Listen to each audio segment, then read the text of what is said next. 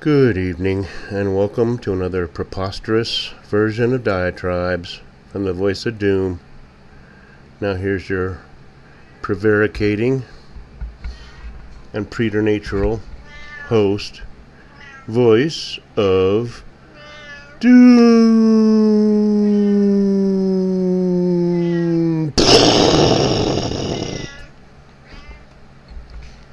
Alright. I'm going to try to do a diatribe, but I got a cat over here that's meowing, so he might interrupt. But haven't done a diatribe in a few days, so I figured I'd talk about some of the latest things that have happened. And it's interesting, and at the same time it's ridiculous, because I'm getting tired of watching humankind muddle through these episodes, these social incidents, these murders, these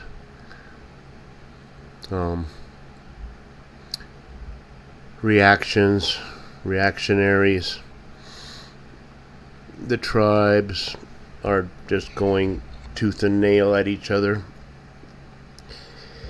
But there is kind of a, what you call a groundswell of support going toward the other side. And by the other side, I mean the side of people that kind of can see reason and realize that we can't keep going the way we were in the Petri dish administration, with just all hell breaking loose everywhere, no rhyme or reason, throwing billions and billions of dollars at ridiculous things. And so the recent incident that happened a few days ago was there was another shooting. And this shooting wouldn't have gotten any airplay, it wouldn't have gotten any attention, except that it was at a Catholic school, and a bunch of kids were shot and 2 died. And when they started rushing to conclusions that of course it was a MAGA Republican white cisgendered male who obviously would go into a Catholic school and start shooting everyone up, they were proven wrong, and everything again went against the narrative that they want to portray to the general public, that all outcasts and all minorities and all illegals and everybody else are all innocent, babes in the woods, immaculate conceptions, and everybody who's indigenous, and when I say indigenous, I mean born in the North American continent of the United States, are evil. And so it stands to reason that they are going to blame MAGA and Orangey for the shooting. And then it turns around and bites them on the butt, as it does every single frickin' time, because these left-wing wokester idiots don't seem to realize that they're on the wrong side of history, and it happens every single time. And most of them will shuffle off this mortal coil with a epitaph of failure, of being people that did do nothing to improve this planet, and nothing to improve the plights, the slings and arrows, and the 1,000 cuts that are this mortal life. So they're not helping at all. But the irony and the hypocrisy and the impunicity is so thick that it bears comment by me. Now, we've had a number of shootings and killings where the perpetrator was part of the fringe. And whatever their beef was, whatever their cause was to make them do these heinous acts, were exposed in different ways depending on who's in charge. Now, you can't help but notice the difference. Now, when Petri Dish was president and the wokesterism was in thrall,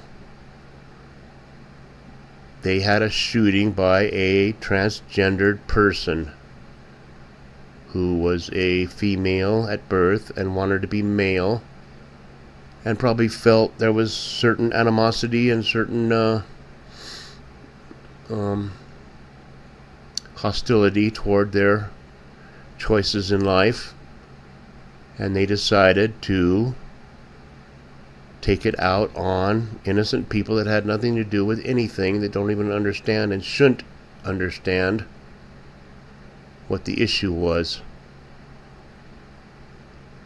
And when that person committed this crime and then killed themselves,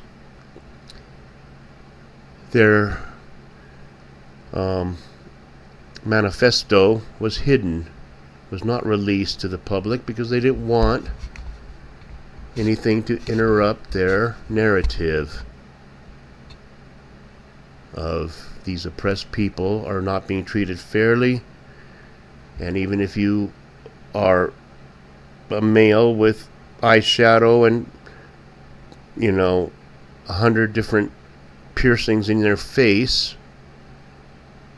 are not being treated fairly, that should not be a reason to think that that is why they shot people and killed them and then killed themselves. So that was hidden. And then we have something along the same lines, different genders, different dynamics, but the same basic thing, where a person who felt out of place, wanted to be a different sex, they thought, and then decided that that wasn't the right way to go, but since they committed themselves to this course of action, then they couldn't go back on it. Otherwise they would be vilified, reviled, and exiled from their tribe. So they had to continue with the notion that they were transgendered, but they didn't want to be transgendered, and now everybody wants me to be transgendered, and I don't know what to do, so I'll go shoot some people and then kill myself. Now, their manifesto was laid bare because we were in a different era with the orangey era. The orangey era says, yeah, tell the truth and lay it bare, and let the chips fall where they may. And many people had egg on their face, and many people had expostulated various things which were false. And it's harder and harder for the mainstream media to get away with anything. So they shouldn't even try anymore. They should just be truthful, because they can't get away with it. There's too many people out there with information. There's too many people sharing information. This is an era where everybody has their own, they don't just have their own channel, they have their own network. Everybody has their own network. CBS, NBC, ABC, Voice of Doom, liberal hive mind, you name it. All kinds of people have their own networks, and they can expostulate, and they can tell their opinion, and they can expose the lies. I'll give you a small example where a major mainstream media, when the news first came out that there was a shooting and some kids were killed and many were injured, well, he had a gun with the name Donald Trump on it. So obviously Donald Trump is the perpetrator. No. The weapon said kill Donald Trump because the guy was a left-wing wokester, moron who didn't know who he wanted to be. And when he discovered that he made a mistake, he realized he painted himself into a corner by saying he was transgender, and everybody agrees and everybody says, yes, we will support you in every way possible. Now I changed my mind. Now nobody knows more about this than me on this planet. I don't care who you are. I don't care if you're Buck Angel. I don't care if you're Blair White. I know more about it than they do, and that's not to disparage them. It's just to say that nobody listens to me. And I know what it's like to feel out of place and to feel like you want to be someone else. But if there was true freedom, if there was true tolerance by the left, right, or middle, or anybody else, you would say people should be able to live the way they want to, and don't force them to go to extremes. If a person who's male likes dresses, skirts, and makeup, and long hair, you don't have to say you must have your genitals removed. You must have silicone implants in your breasts.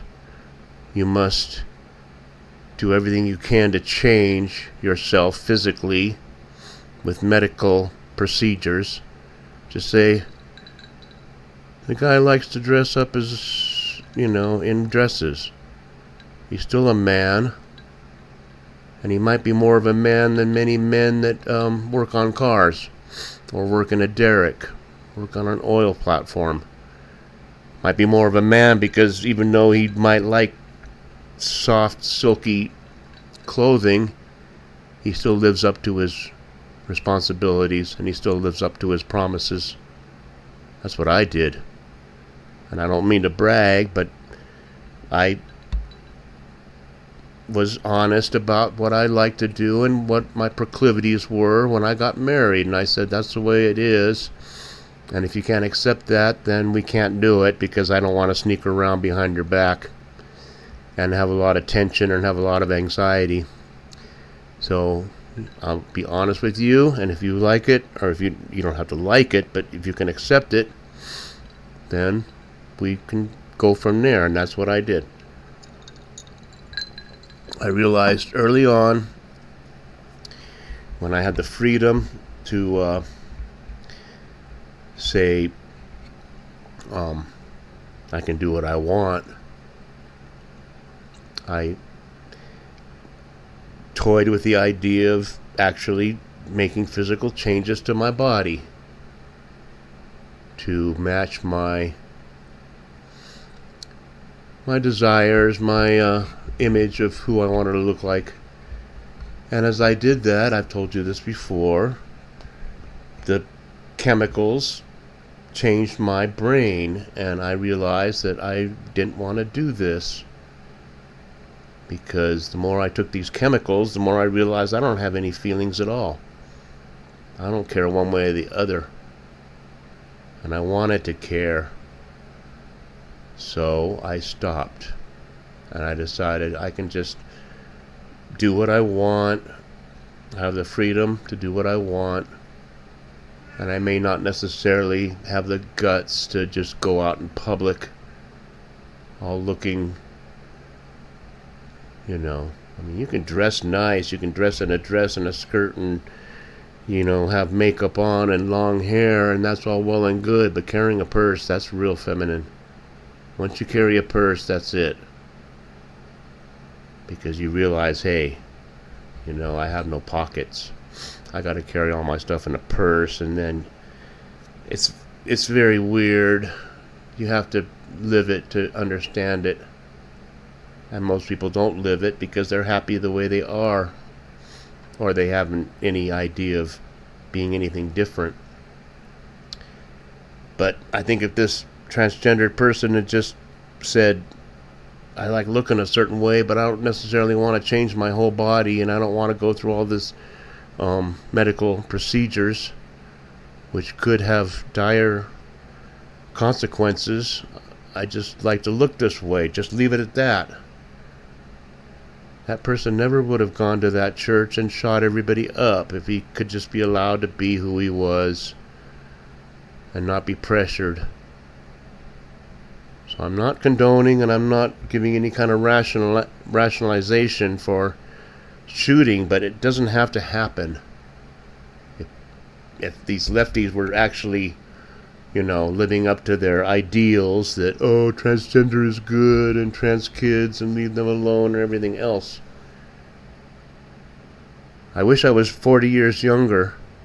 If I was 40 years younger, I'd go out and I'd be dating with people, and I'd say, yeah, I like to do this, and I'd go out with all these lefties and liberals, and I'd say, yeah, I like to be this way. See how many people actually want to be with me, actually want to have a relationship. I like black, people, but would you want your sister to marry one? That kind of attitude. Like, I can be liberal, but when it hits home, I don't know. So I think these liberals should think about their stances, because I'd say 99% of them wouldn't live up to their ideals. It's only something for everybody else. But, yeah. We're going out, we're having a good time, we like each other, but I like to dress up in women's clothing once in a while. I don't know. I want somebody who's 6'1" and whatever. They're all hypocrites, total hypocrites. But one thing that does pique my interest is these people who, they pull off these horrendous, heinous acts and shoot a bunch of people, and they might hear the screaming, and they might hear the agony, and they might hear the panic, and they might get a big thrill out of that, but then 10 or 15 minutes later they kill themselves. So how long was that payback, whatever satisfaction, which I can't imagine they might get, between pulling off a shooting and killing themselves? I would think that a lot of people with visions of grandeur and things of that nature, they want to be remembered, then they wouldn't kill themselves. They would face the music.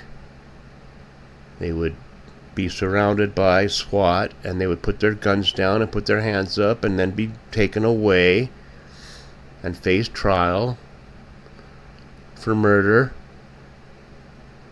and spend the rest of their life in prison. But at least they know, yeah, I did this. They would be conscious of that.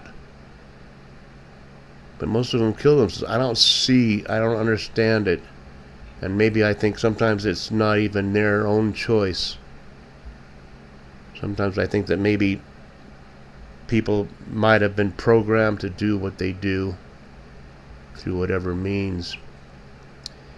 And there's a lot of things I could talk about, MK Ultra and things like that, and basically, conspiracies to control minds and have them commit heinous acts when they want them to. You got to read Dean Koontz's Jane Hawk series.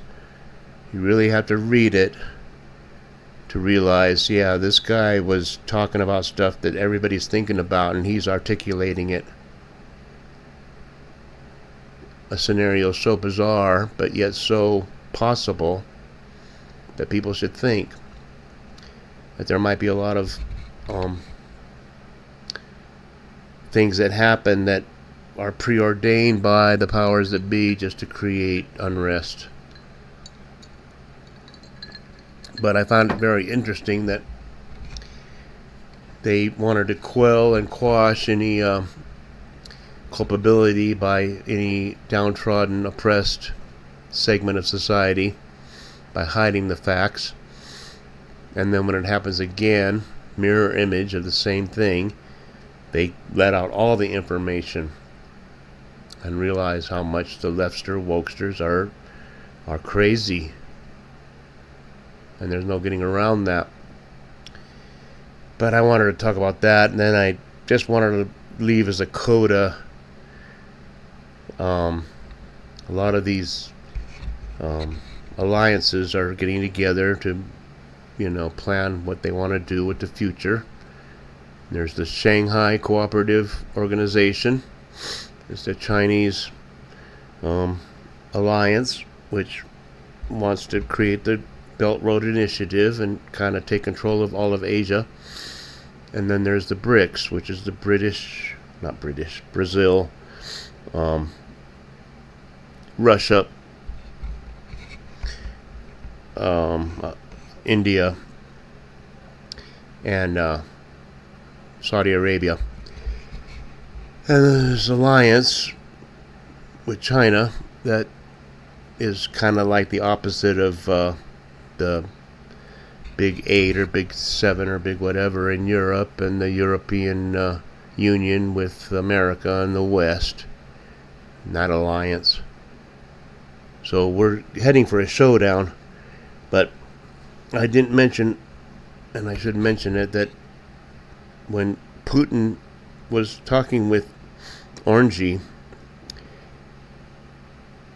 said, "You never would have attacked Ukraine if I had been president." And Putin said, "No, he would not have."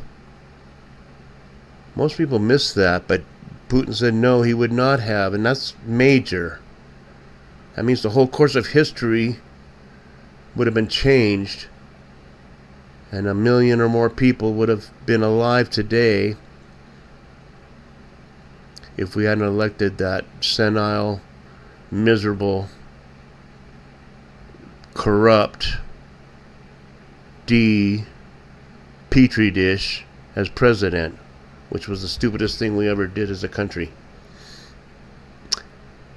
I think people should go back and look at that talk between Orangey and Putin and realize, yeah, Putin said it out loud. "I would not have attacked if you had been president, because I know that all hell would have broken loose and you wouldn't have let me get away with any of that."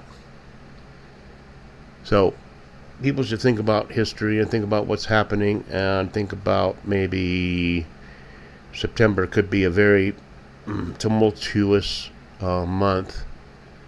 Earthquakes are coming, and there might be something even bigger coming. All the signs and all the portents are indicating a major incident in the next month. So we'll leave it there. I just wanted to talk about a few things and let you think about that, and it was too long anyway. So I'll talk to you later, and maybe this made sense, maybe it didn't. So good night.